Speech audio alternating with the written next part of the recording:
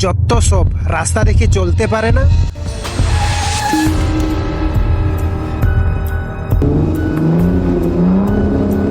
মাসিমা তো পড়ে গেছে। মাসিমা, আপনি ঠিক আছেন? আমার ওষুধ, মা গো, আমার ওষুধ।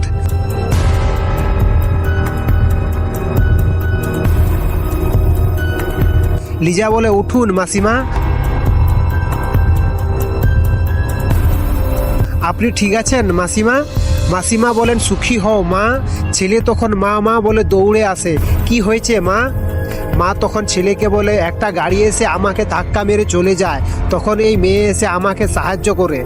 আপনার জন্য কিছু টাকা আমার মায়ের তরফ থেকে উপহার হিসেবে। তখন লিজা বলে, এ কি, না না, আমি আপনার মেয়ের মতন, আমাকে টাকা দিয়ে আমাকে লজ্জিত করবেন না। আচ্ছা মাসিমা, আমার দেরি হয়ে যাচ্ছে, আমি চললাম।